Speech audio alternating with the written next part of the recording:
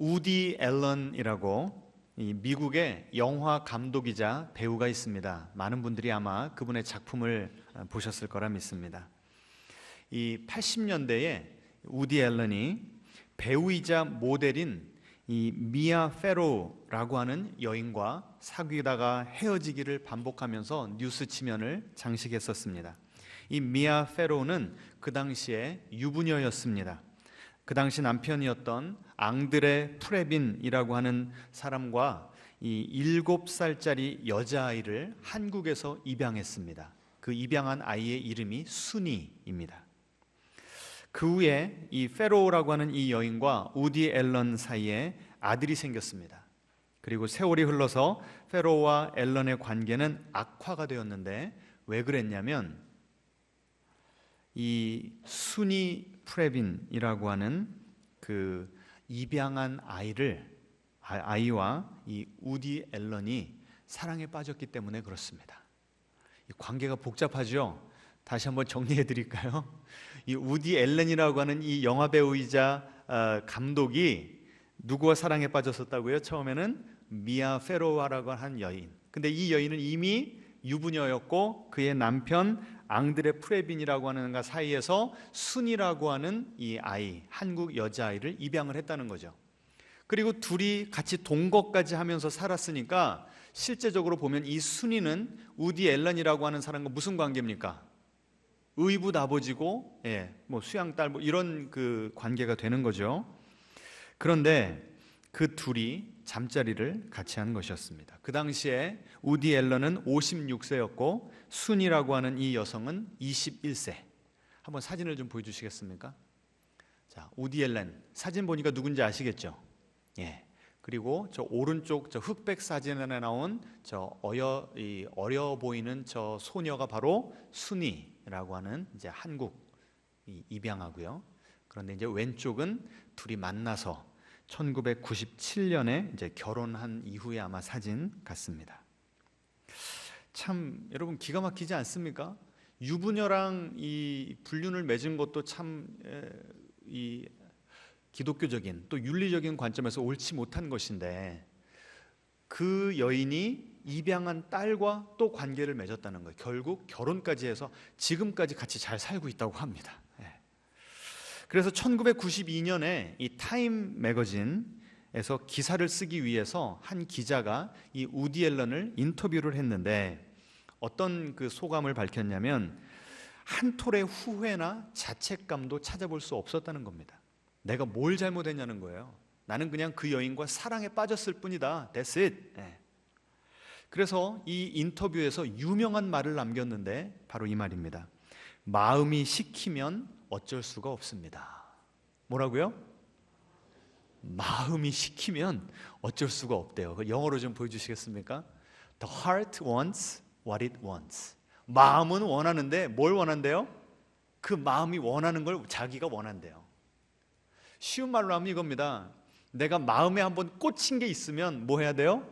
반드시 해야 되고 얻어야 되고 누려봐야 된다는 겁니다. 여러분 이게 우디 앨런이라고 하는 이 별종만 이럽니까? 아니면 우리의 마음도 그렇습니까? 솔직하게 참 이게 우리 마음 아닙니까? 이게 우리의 마음의 기본적인 성향인데 여기에다가 이런 마음을 갖고 있는데 여기다가 부가 주어지고 명예가 주어지고 권력이 주어지면요 우리 마음이 원하는 것들을 뭐해요? 마음껏 다 이뤄낼 수가 있습니다. 그래서 요새 지금 계속 미국에서는 이 앱스타인 파일 이게 지금 큰 이 논란거리가 되고 있는데요. 넷플릭스에서 이 앱스타인이라고 하는 남자를 집중적으로 조명해서 그 피해자들의 인터뷰를 다 담아서 4부작으로 다큐멘터리를 만들었습니다. 여러분 한번 꼭 좀 보시기를 바랍니다. 이 마음이 자기가 원하는 것, 마음이 한번 동하면 나는 반드시 그것을 얻어야 되고 이루어야 되고 누려야 돼 라고 하는 것의 끝판왕이 바로 이 앱스타인이라고 하는 그 남자였던 겁니다. 그래서 여러분 우리가 참 때로는 기도하고 또 인생을 그렇게 치열하게 사는 것이 돈도 얻고 싶고 명예도 얻고 싶고 권력도 얻고 싶은 건데 여러분 우리에게 이런 모든 것들이 다 주어지잖아요. 그러면 타락하기에 최적의 환경에 우리가 들어가게 되는 겁니다. 뒤집어 말하면 뭐예요? 우리한테 돈이 없든지 건강이 없든지 권력이 없다. 그럼 이것은 하나님 왜 나에게 안 주십니까? 따질 것이 아니라 뭐 할 제목이 되는 거예요? 감사할 제목이 되는 거죠. 왜요? 다 있으면 어떻게 할 수밖에 없다고요? 99% 타락하게 되니까. 하나님께서 우리 마음을 아시고, 우리 마음은 뭘 원한다고요? 우리 마음은 지가 땡기는 걸 원한다고요. 그러니까 하나님께서 그 소원을 때로는 이렇게 막으시면서 제한을 하신다는 겁니다. 그런데 이 세상을, 이 눈을 잘 들어보면 그 제한이 없이 내 마음의 욕망에 고삐가 풀린 사람들이 여럿 있다는 거예요. 그 중에 이 현대 인물 중에는 앱스타인이라고 하는 사람이 있었고, 고대에는 오늘 우리가 살펴볼 다윗 왕이 바로 그런 인물이었습니다. 여러분, 벌써 이 말 자체가 좀 충격적이지 않습니까? 지금까지 우리가 기억하고 있는 다윗은 어떤 사람입니까? 성군, 위대한 이 지도자이자 신앙인 아니었습니까? 늘 하나님께 예배하고 찬양하고 말씀을 읊조리던 사람 아니었습니까? 그런데 제가 이 사람을 뭐라고 소개를 했어요? 이 마음이 동하는 대로 살아갔던, 엄청난 부와 권력이 주어졌기 때문에 이 고삐 풀린 망아지처럼 이 욕망을 주체할 수 없이 모든 할 만한 것들을 다 해버린 남자였다는 겁니다.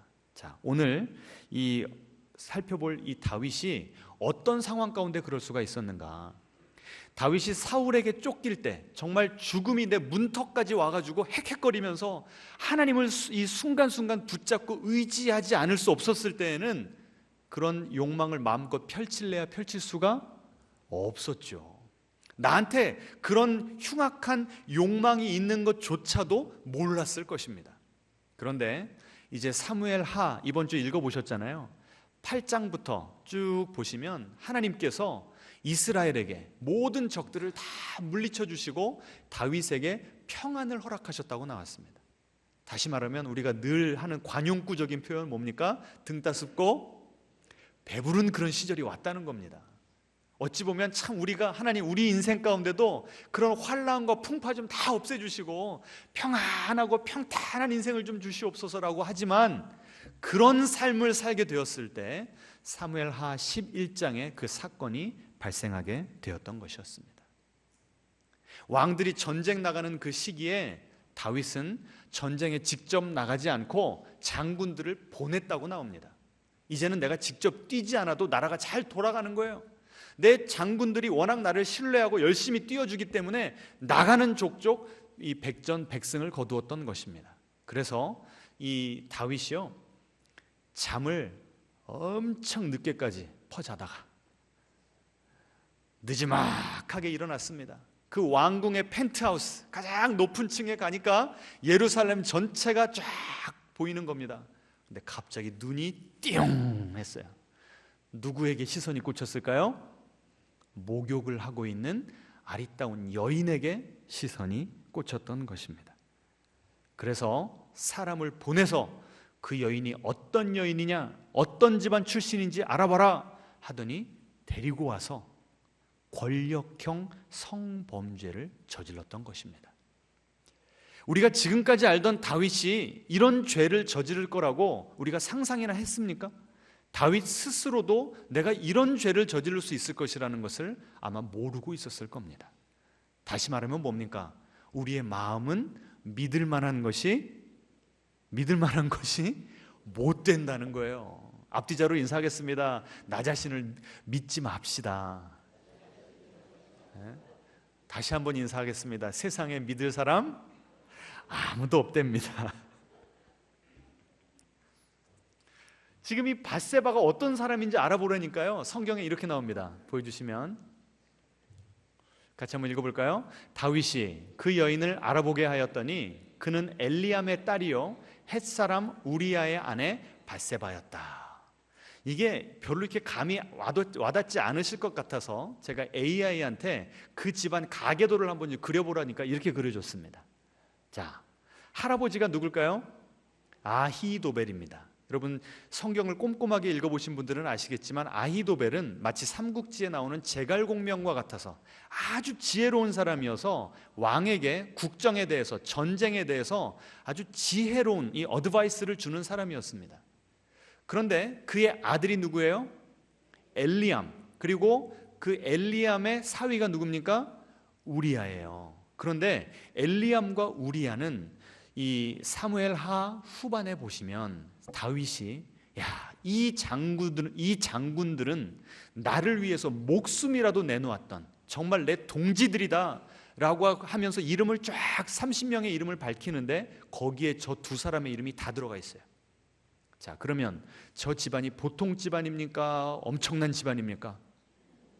다윗이 그 자리에 올라갈 때까지 1등 공신들만 다 모아놓은 집안이 바로 그 집안이에요. 그런데 그 집안의 이 손녀, 아히도벨의 손녀가 누구였다고요?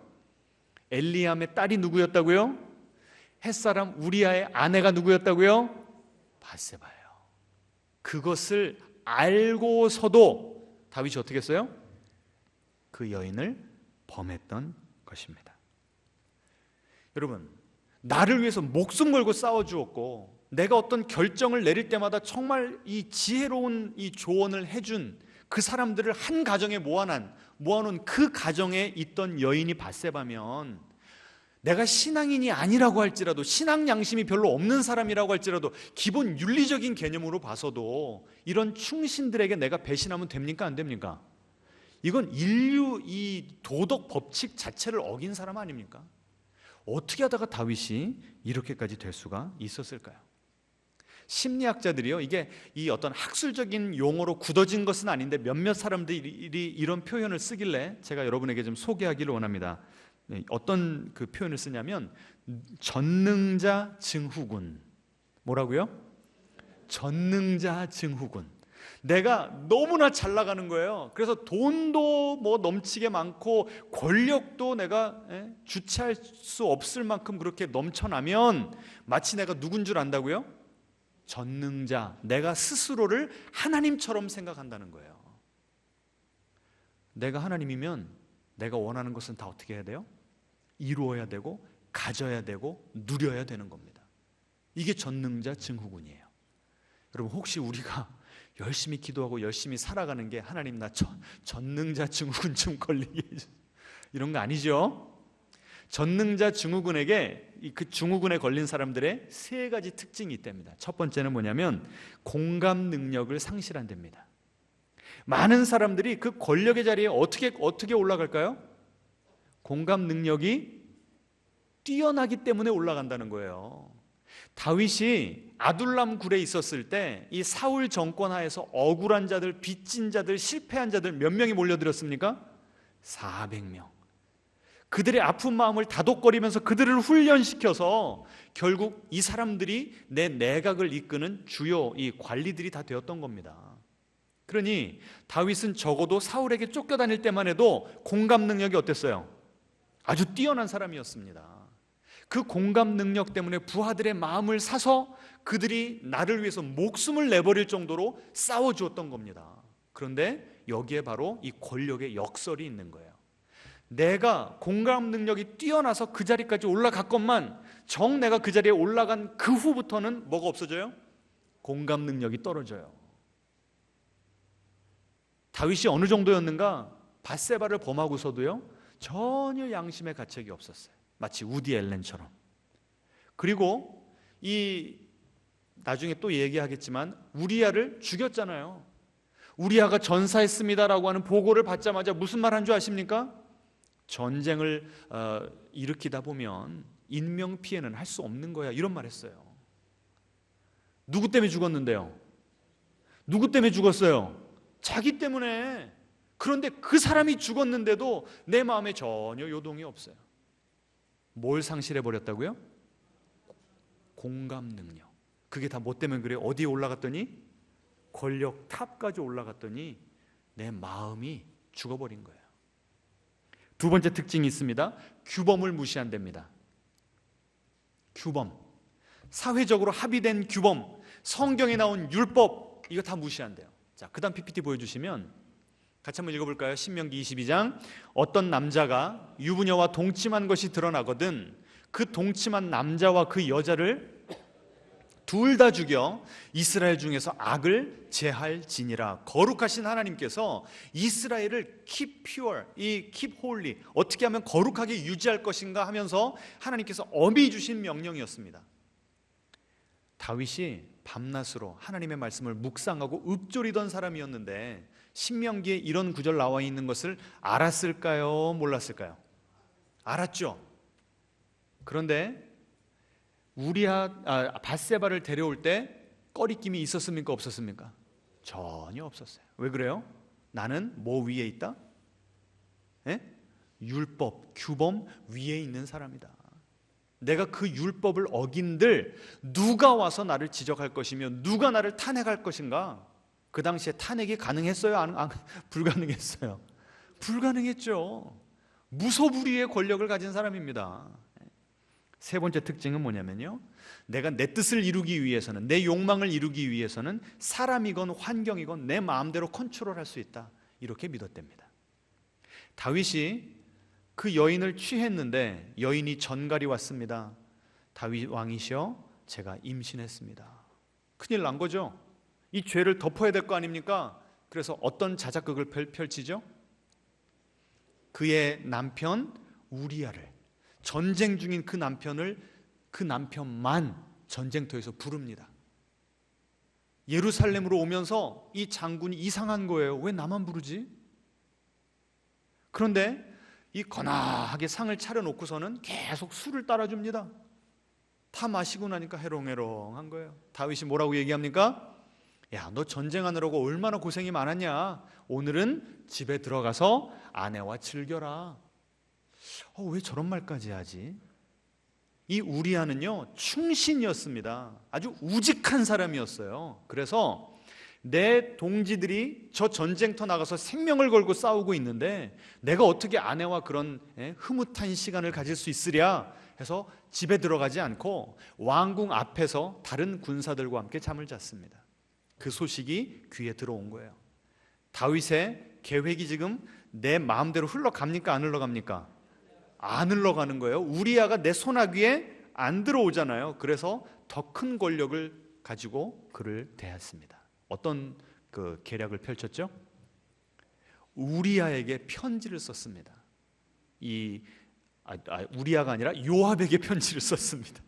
우리아가 전쟁에 나가면 최전선에 밀어놓고 나머지 군사들은 어떻게 해라? 다 후퇴해버려라. 그를 죽이라고 하는 그 편지를 누구 손에? 우리아의 손에 들려서 전쟁터로 다시 보냈던 겁니다. 그래서 결국 우리아까지 죽게 만들었어요. 자, 이제 다 해결됐습니다. 성경 구절 보여주세요. 같이 읽습니다. 그 장례를 마침에 다윗이 사람을 보내 그를 왕궁으로 데려오니 그가 그의 아내가 되어 그에게 아들을 낳으니라. 자, 임신했는데 남편은 죽고 이제 그 밧세바를 내가 아내로 맞이해서 아기까지 낳습니다. 모든 게 다 해결이 됐어요. 다윗이 스스로에게 뭐라고 얘기했을까요? 참, 나는 책임감이 강한 남자야. 저 과부를 내가 데려다가 이제 먹여 살리는, 나는 그런 남자야. 스스로를 정당화하지 않았겠습니까? 여전히 국가는 잘 돌아갑니다.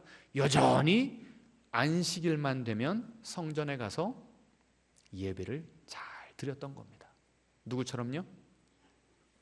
누구처럼요? 우리 모두처럼 아무 일 없었다는 듯이. 자, 그런데 이것을 하나님께서는 어떻게 평가하실까요? 같이 읽죠. 다윗이 행한 그 일이 여호와 보시기에 악하였더라. 다윗은 지금 내 마음에 원하는 대로 했어요. 그리고 내가 가진 권력으로 아무런 결과가 없이, 나에게 손해보는 것 하나 없이 내가 했던 모든 악행들을 다 덮어버렸습니다.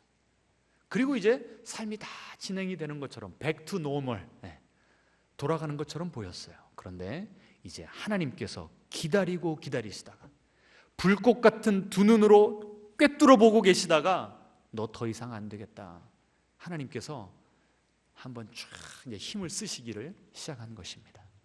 자, 12장 1절에 이렇게 나옵니다.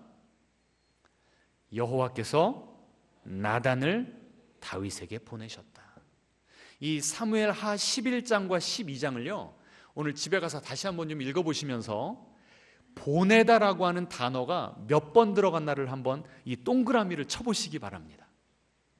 지금까지는요 이 보내다라고 하는 동사의 주어가 다윗이었습니다. 다윗이 밧세바가 어떤 여인인지 알아보라고 보냈고, 또 다윗이 그 밧세바를 데려와라 라고 하면서 사람을 보냈습니다. 그리고 우리아를 전쟁터에서 데려와라 라고 보냈고, 우리아 편에 우리아를 죽여라 라고 하는 편지를 요압에게 보냈습니다. 계속해서 보내다라고 하는 단어가 나와요. 자, 내가 누구를 보낼 수 있다는 것은 나에게 뭐가 있다는 거예요? 권력이 있다는 거죠. 내가 갑의 입장이라는 거예요. 이 사무엘하 11장만 보시면 누가 왕이에요? 다윗이 왕이죠. 다윗이 최종 이 권위자 아닙니까? 그런데 12장 1절에 가니까 어떻게 됐다고요? 하나님이 나단을 어떻게 하셨다고요? 보내셨다.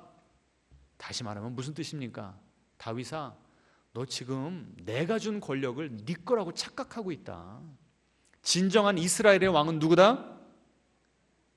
하나님이시다. 내가 너를 그 자리에 세웠다. 네가 내 말씀을 경청하고 내 백성을 섬기라고 너를 그 자리에 꽂아주었는데 너는 어떻게 네 마음이 원하는 것을 다 마음대로 이루면서 아까 무슨 증후군이요? 전능자 증후군에 빠져 있느냐? 하나님께서 책망하시는 겁니다. 자, 나단이 왔습니다. 여러분은 나단이 하나님의 말씀을 대언할 때 어떤 분위기를 연상하고 좀 기대하셨습니까? 하나님이 지금 화가 나 계세요. 공의의 하나님이십니다. 다윗의 잘못을 지적하시려고 그래요. 그러면 입을 열자마자 어떤 말이 나와야 정상이겠습니까? 다윗, 하나님이 당신을 기뻐하지 아니하시고 하나님이 당신을 심판하실 것이고 이렇게 할 것 같잖아요. 그런데 사무엘하 12장을 읽어보시면 뭐 합니까? 이야기를 들려줘요. 옛날에 이런 분위기예요. 한 마을에 두 명의 사람이 살았다는 겁니다. 하나는 부자, 하나는 가난한 사람. 가난한 사람에게는 양이 한 마리밖에 없어서 내 이 애완견처럼 이렇게 소중하게 길렀다는 거예요. 그런데 부자에게는 양이 엄청나게 많았다는 거죠. 이 부자에게 한 손님이 찾아왔습니다. 그러니까 이 손님을 대접하기 위해서 누구의 양을? 가난한 사람의 양을 빼앗아서 그 양을 잡아서 대접을 한 거예요. 그 이야기를 듣자마자 다윗이 어떻게 했어요? 노발대발했습니다. 어떤 녀석이냐? 잡아와라! 그런 녀석은 죽어야 된다. 여러분, 참 여기에요 인간의 본성이 기가 막히게 드러납니다.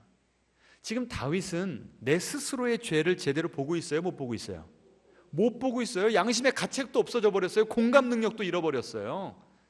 지금 나는 내 인생 잘 살고 있다고, 나는 능력 있는 왕이라고 자기 스스로를 자화자찬하고 있습니다.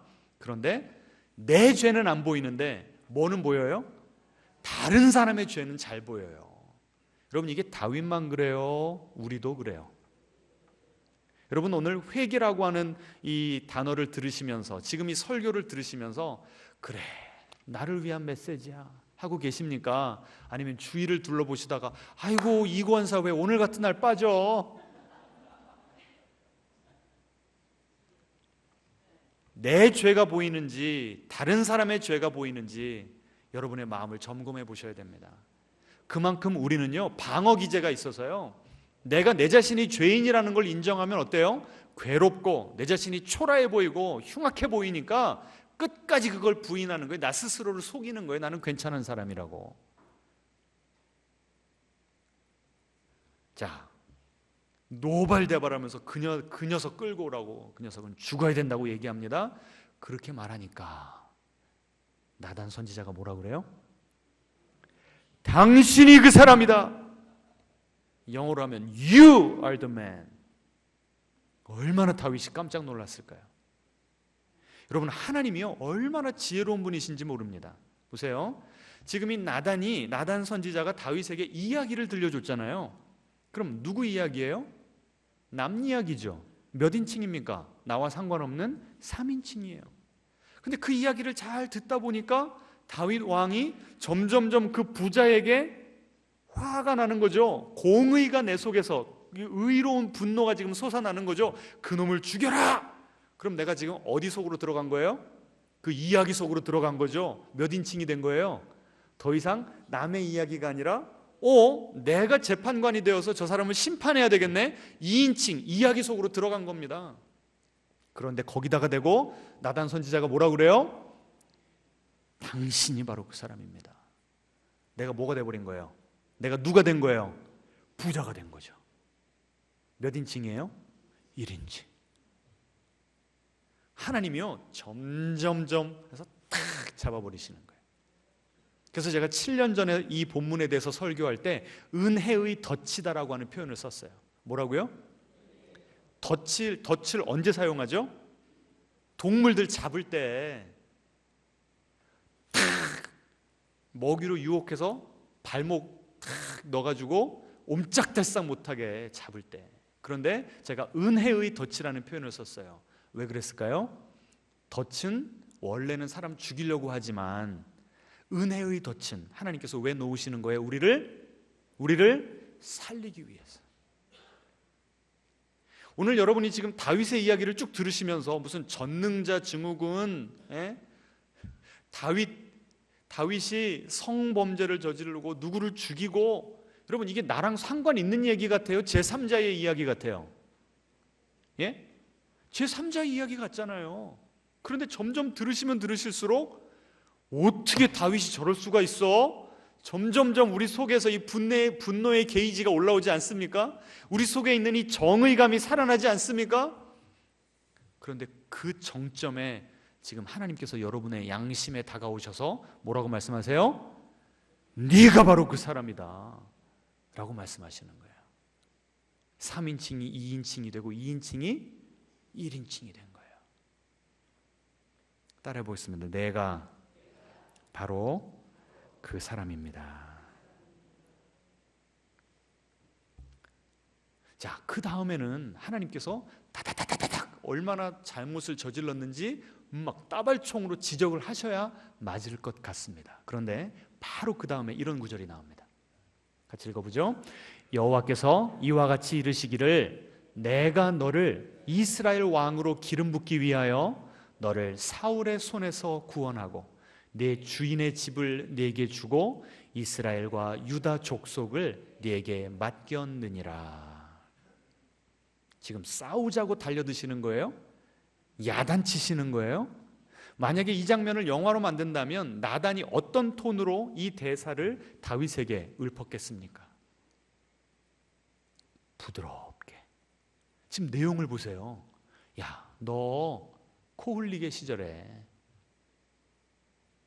8 아들들 중에서도 아들 취급도 못 받는 그 막내로서 양을 치던 그 시절에 내가 너를 왕으로, 이스라엘의 왕으로 기름 부어 세웠어. 그리고 사울에게 쫓겨다닐 때 내가 너에게 피할 길을 주었고 400명의 든든한 후원자들을 맡겨주었고, 그리고 지금 네가 누리는 것, 네가 원했던 것보다 훨씬 더 풍성한 축복을 내가 너에게 준 거야. 지금 뭘 상기시켜주고 있는 거예요? 지금까지 다윗에게 하나님께서 베푸신 은혜와 축복을 상기시켜 주시는 거예요. 오늘 설교 제목이요, 우리를 회개의 길로 이끄시는 하나님의 손길, 이런 겁니다. 우리를 회개의 자리로 인도하실 때 무섭게 협박하셔서 억지로 우리를 거기에 무릎 꿇리시는 분이 아니고 우리에게 뭘 생각나게 하신다고요? 지금까지 우리에게 베풀어 주신, 우리의 걸음마다 자옥마다 우리의 죄가 묻어 있지만 그 죄를 뛰어넘는 하나님의 놀라운 보살피심, 공급해 주심, 인도해 주심의 은혜를 우리에게 생각나게 해주시는 거예요. 저는 이 구절을 읽으면서요, 그 다음 구절에 하나 더 있네요. 하나 더 보여주시겠습니까? 같이 읽죠. 만일 그것이 부족하였을 것 같으면 내가 너에게 이것저것을 더 주었으리라. 야, 너 지금 내가 너에게 준 거 부족해? 내가 너에게 아내를 몇 명을 줬어. 그런데 뭐가 부족하다고 밧세바를 또 취하냐? 하나님이 애가 타가지고 그 다음에요, 그러한데 어찌하여 네가 여호와의 말씀을 업신여기고 나보기에 악을 행하였느냐. 나는 너의 인생에 그렇게 신실함으로 다가왔건만 어떻게 너는 내 은혜에 그렇게밖에 반응을 할 수가 없느냐. 지금 하나님이 다윗 때문에 엄청 속상하신 거예요. 마음이 막 갈갈이 깨지시고 찢어지신 거예요. 그걸 그대로 다윗에게 보여주신 겁니다. 제가 그 하나님의 말씀을 읽으면서요 떠올랐던 게 있습니다. 제가 전에도 그 소개를 시켜드렸는데 정태기 박사님이 이 전라도에 있는 섬 출신이시잖아요. 섬의 사람들이 이 입이 좀 거칠었답니다. 그래서 그 자녀들도 부모님의 언어를 그대로 타고나서 보고 배워서 욕을 그렇게 잘했대요. 그런데 그 섬 마을에 새로운 선생님, 멋진 젊은 남자 선생님이 부임을 해 오셨는데 그 선생님이 아이들의 그 욕하는 것을 보더니 야, 너희들은 앞으로 나라를 살리고 나라를 짊어지고 가야 될 일꾼들인데 언어 순화부터 해야 되겠다. 그러면서 월요일 날 각 학생들에게 욕표를 10장씩 나눠줬답니다. 이 욕표라는 게 뭐냐면 일단 표를 갖고 있는 거예요. 그런데 옆에 친구가 욕하는 소리가 들려. 그럼 내가 빨리 달려가서 야, 너 욕했으니까 욕표 한 장 내놔. 그래서 그 욕표를 빼앗을 수가 있는 거야. 그래서 일주일이 지나서 가장 많은 욕표를 가진 사람은 상을 받을 것이고 빼앗긴 사람, 이 욕표가 적게 나온 사람은 벌을 받게 될 것이다라고 선생님이 월요일 날 선포를 했습니다. 자, 아이들이 막 귀를 쫑긋 세우고 난리가 났습니다. 서로 뺏고 빼앗기고 어떤 아이는 다른 친구 처마 밑에 가가지고 밤에 숨어 있었답니다. 그 집에서 욕소리가 들리면 얼른 야! 아무개 빨리 내놔. 일주일이 지났는데요, 어떤 친구는 30장을 모으고 어떤 친구는 20장을 모으고. 근데 이 정태기 어린이는 그때 10살이었답니다. 몇 장을 모았을까요? 다 뺏긴 거예요. 욕을 컨트롤할 수가 없어서. 발표하는 날이 됐습니다. 선생님, 저는 다 잃어버렸습니다. 선생님이 교무실로 와! 끌고 가가지고 회초리로 이제 10대를 때릴 테니까 숫자를 세라고. 그 남자 젊은 선생님이 힘을 다해서 이 정태기 어린이의 종아리를 때리기를 시작했습니다. 이 종아리로 회초리가 파고 들어가는 것 같은 엄청난 아픔을 느꼈어요. 야, 이거 어떻게 10대를 맞나? 그러다가 선생님의 얼굴을 봤는데 그 선생님의 얼굴이 눈물로 범벅이 되어 있었습니다. 그 선생님이 정태기 어린이에게 이렇게 말씀하셨어요. 이놈아, 내가 너를 얼마나 믿었는데. 그 순간 선생님의 울음 섞인 목소리가 내 가슴 속에 천둥처럼 울려 퍼졌습니다. 그때부터는 맞아도 전혀 아프지 않았습니다. 그리고 부끄럽지 않았습니다. 다만 나는 선생님이 나 때문에 눈물을 흘리고 계시다는 사실에 몹시 충격을 받았습니다. 가슴 속에서 뜨거운 감격의 파동이 세차게 일었습니다. 매 맞는 것쯤이야 아무것도 아니었습니다. 왜 매 맞는 게 아프지 않았을까요? 선생님이 내 종아리를 아프게 한 것보다 내가 선생님의 마음을 아프게 한 것이 더 크다는 것을 깨달았기 때문에. 지금 이 장면을 읽는데요, 그 당시 정태기 이 교수님이 10살 때 그 장면이 제가 떠오르는 거예요. 지금 하나님께서 밧세바를 범하고 우리아를 죽인 그 다윗에게 뭘 드시는 겁니까? 회초리를 드셨어요. 이제 너희 집안에 칼이 끊이지 않으리라. 하나님께서 심판을 내리셨다고요. 회초리를 때리신 겁니다. 얼마나 아픈지 몰라요. 그런데 다윗이 이 나단 선지자의 말을 통해서 하나님의 얼굴을 본 겁니다. 하나님이 뭐하고 계세요? 울고 계세요.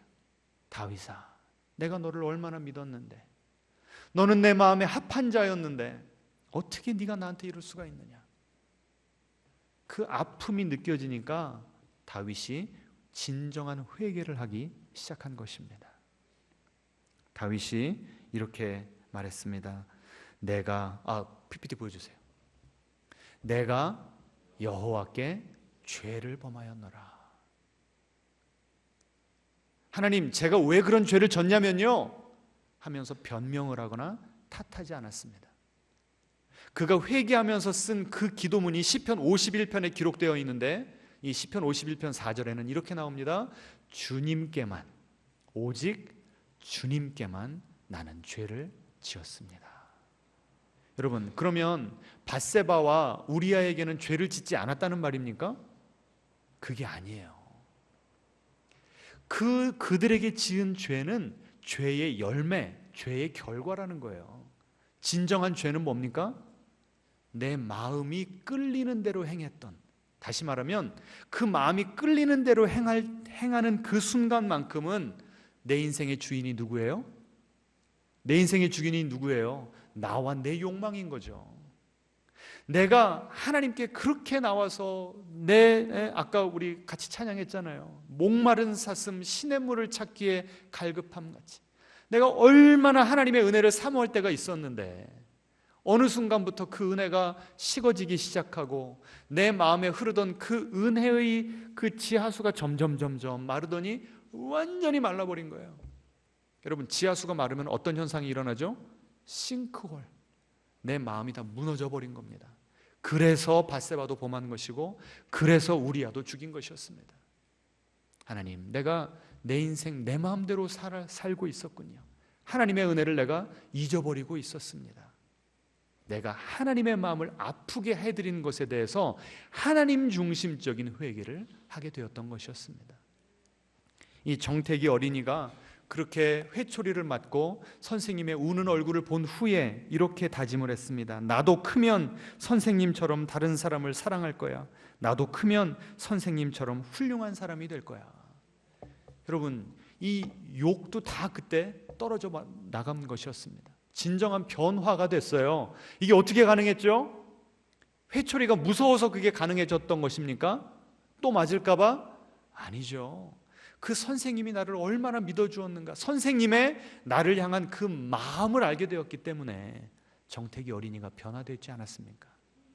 다윗도 그 마음으로 하나님 앞에 회개를 했고 그의 인생이 변화받게 된 것이었습니다.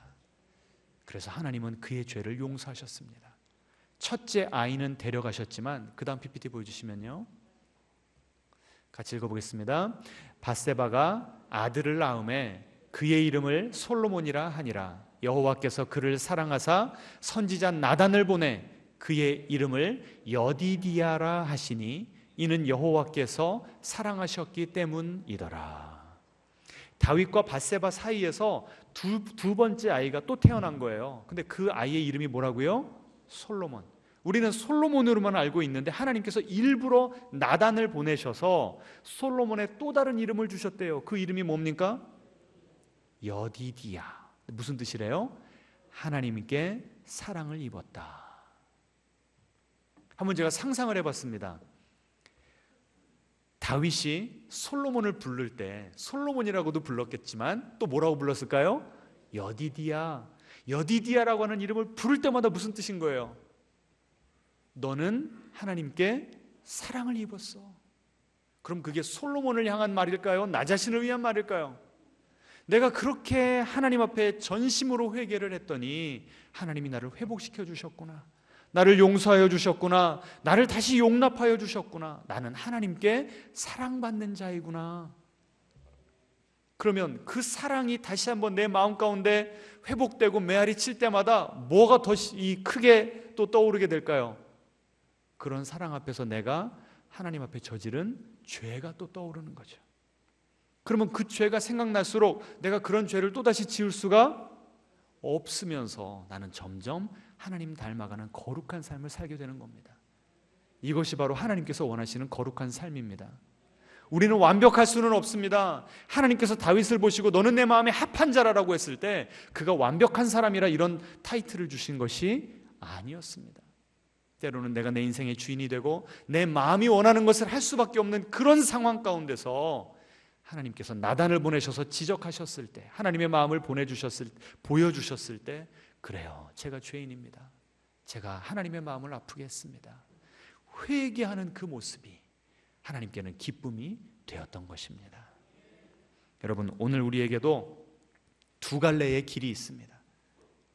다윗이 그 나단의 그 부드러운 지적, 하나님의 말씀을 들려주었을 때 그 말이 듣기가 싫어서, 메시지가 듣기 싫어서 메신저를 처단해 버렸을 수도 있어요.